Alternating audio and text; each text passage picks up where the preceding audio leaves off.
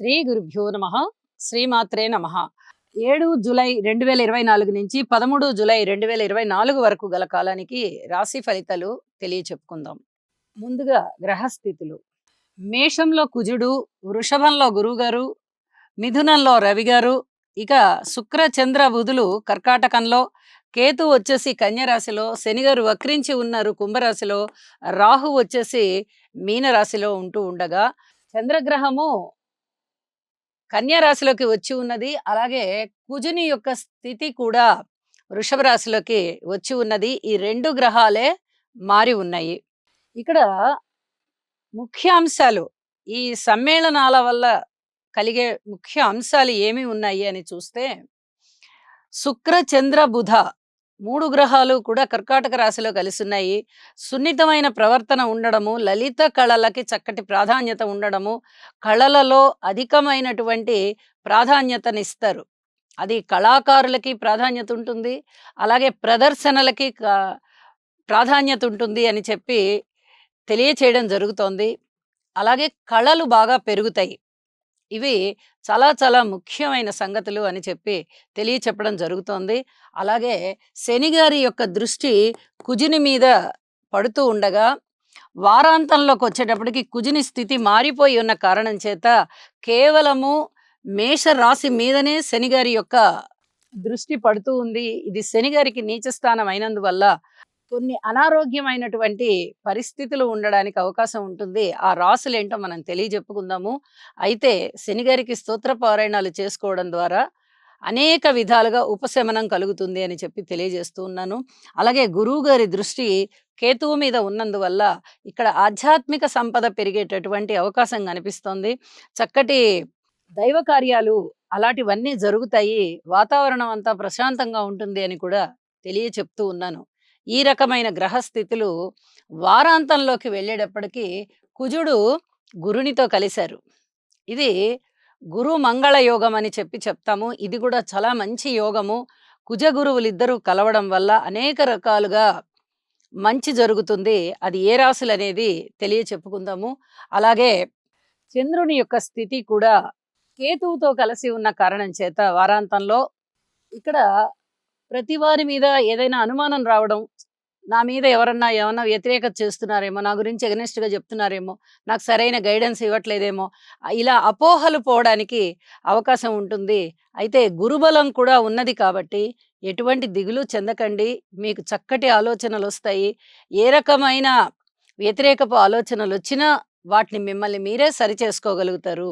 మీకు మీరే ఆలోచనల్ని సెటరేట్ చేసుకోగలుగుతారని చెప్పి తెలియజేస్తూ, పరిహారాల విషయంలో హనుమాన్ చాలీసా పారాయణ చేయడము, సుబ్రహ్మణ్యేశ్వర స్వామి కోవెలకు వెళ్ళి చేతనైన సేవ చేయడము, పుట్టలో పాలు పోయడము, ఇలాంటివి చేయడం వల్ల అనేక విధాలుగా మనశ్శాంతి పొందుతారు. అలాగే నవగ్రహ స్తోత్ర పారాయణలు కూడా చాలా వరకు మీకు ఉపశమనాన్ని ఇస్తాయి అని చెప్పి తెలియజేస్తూ, ఇక రాసుల్లోకి వెళ్దాము. తులారాశి. తులారాశి వారికి 7 జూలై నుంచి 13 జూలై వరకు గల కాలానికి రాశి ఫలితాలు ఏ విధంగా ఉన్నాయి అంటే, 6వ స్థానంలో రాహు బాగున్నారు. అలాగే దశమ స్థానంలో శుక్ర చంద్రులు బాగున్నారు.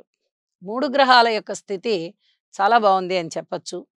అయితే 3 గ్రహాలు, ప్రధాన గ్రహాలు, గోచరాన్ని నిర్దేశించేటటువంటి 4 గ్రహాలలో రాహువు కాకుండా మిగతా 3 గ్రహాలు శనిగారు గాని, గురువుగారు గాని, కేతువు గాని బలాలు సరిపోవడం లేని కారణం చేత, ఆ మిగతా 6 గ్రహాల్లో కూడా 3 గ్రహాలే అనుకూలంగా ఉన్న కారణం చేత తప్పనిసరిగా గ్రహ బలాలు పెంచుకునే క్రమంలో హోమం చేసుకోవడం అనేది చాలా చాలా మంచిది అని చెప్పి తెలియజేస్తూ ఉన్నాను.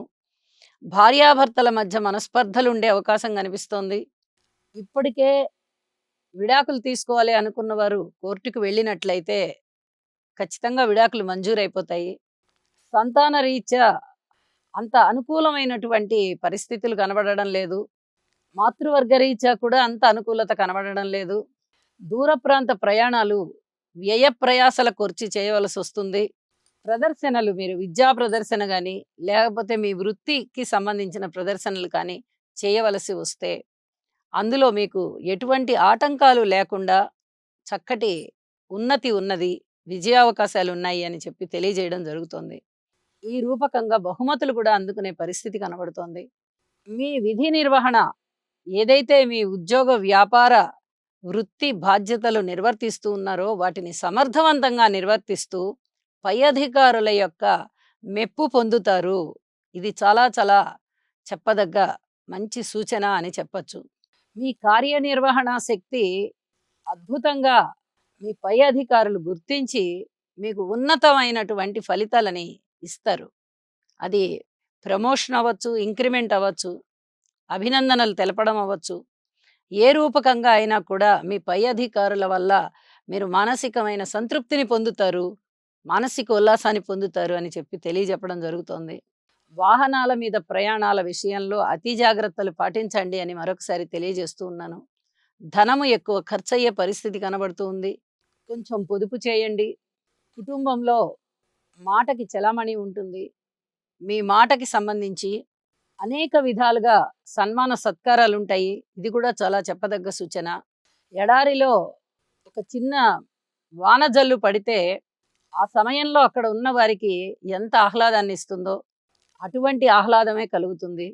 కుటుంబం ఐకమత్యంతో ఉంటుంది. ధనయోగం కొంతమేర కలిసి వస్తుంది.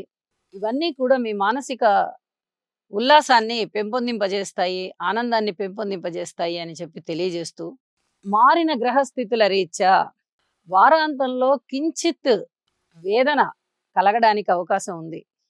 అలాగే అనుమానాస్పదమైనటువంటి ఎదుటివారి ఆలోచనలు కానీ, ప్రవర్తన కానీ మిమ్మల్ని బాగా కొంచెం వేదనకి గురి చేస్తాయి. చివరికి ఎవరు ఎట్లా పోతే నాకెందుకు అనేటటువంటి వైరాగ్య భావనకి మీరు వస్తారు అని చెప్పి తెలియజేస్తూ, ఈ వారం చెప్పినటువంటి పరిహారాలలో ఏ ఒక్కటైనా ఆచరించండి, మీ మానసికమైన శాంతి పెరుగుతుంది అని చెప్పి తెలియజేస్తూ నమస్కారం. శనిగ్రహం యొక్క అనుకూలత కొరకు నీలాంజన సమాభాసం రవిపుత్రం యమాగ్రజం ఛాయామార్తాండ సంభూతం తం నమామి శనైశ్చరం. ఓం క్రాం క్రీం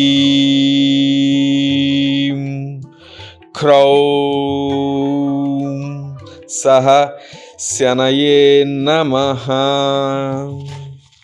శనిగ్రహం యొక్క అనుకూలత కొరకు నీలాంజన సమాభాసం రవిపుత్రం యమాగ్రజం ఛాయామార్తాండ సంభూతం తం నమామి శనైశ్చరం. ఓం క్రాం క్రీం క్రౌం సహ శనయే నమః.